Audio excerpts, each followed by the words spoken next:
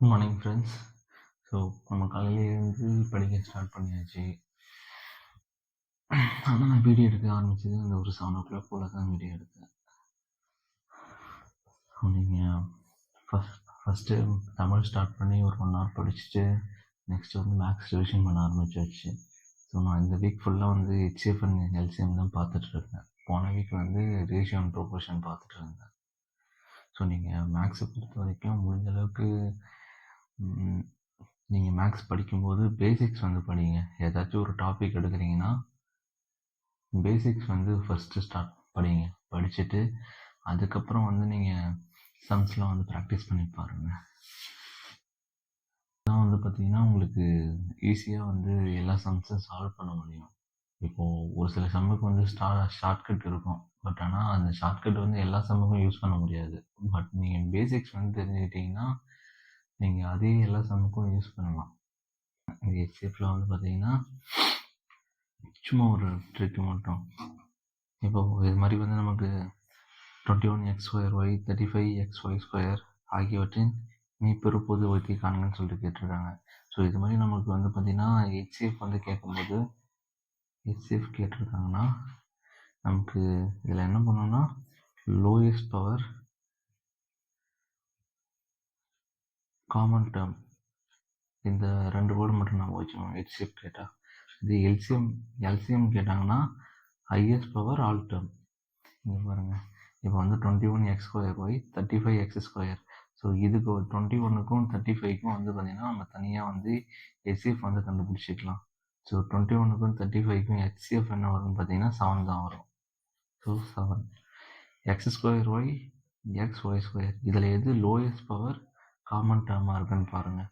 அப்போ வந்து நமக்கு லோயஸ்ட் பவர் காமன் டேர்ம்னா இதில் லோயஸ்ட் பவர்னால் எக்ஸை பொறுத்த வரைக்கும் எக்ஸ் தான் இருக்குது லோயஸ்ட் பவர்.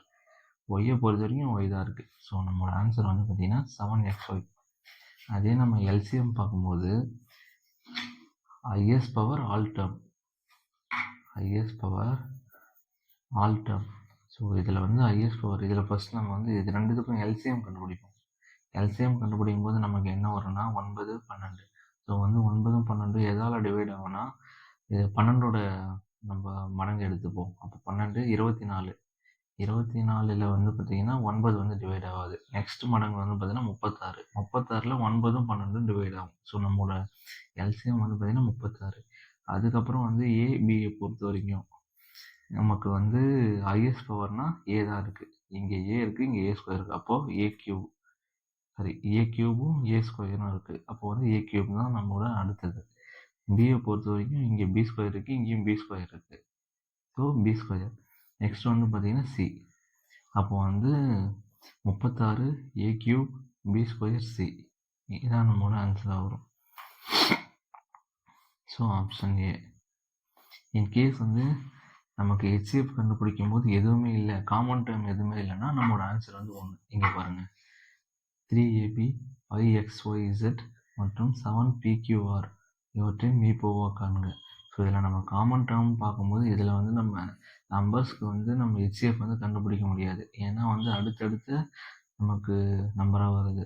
அப்போ வந்து 3, 5, 7 இதுக்கு வந்து ஹெச்சிஎஃப் கிடையாது. ஏன்னா எல்லாம் இன்னும் அதோட நம்பரால் தான் டிவைட் ஆகும். ஸோ இதுக்கு வந்து ஹெச்சிஎஃப் கிடையாது. அப்போ வந்து நமக்கு ஹெச்சிஎஃப் ஒன்று கிடையாதுனாலே அதோட நம்பர் வந்து பார்த்திங்கன்னா 1. ஸோ அதே மாதிரி இங்கே பாருங்கள், இது எல்லாமே 9th புக்கில் இருக்குது. 3a² 5b³ மற்றும் 7c4 மீப்போவா காண்க. இதில் காமன் டேர்ம்னு பார்த்தீங்கன்னா எதுவுமே கிடையாது. ஸோ இதோட மீப்போவா 1. ஸோ காமன் டேர்ம் எதுவுமே இல்லைன்னா அதோட மீப்போவா அதான் வந்து ஹெச்சிஎஃப் வந்து 1 தான். ஸோ நீங்கள் ஏதாச்சும் வந்து நீங்கள் மேக்ஸ் படிக்கும்போது பேசிக்ஸ் வந்து ஃபஸ்ட்டு படிங்க. படிச்சுட்டு நீங்கள் அதுக்கப்புறம் வந்து சம் சால்வ் பண்ணி பார்க்கும்போது இன்னும் ஈஸியாக இருக்கும்.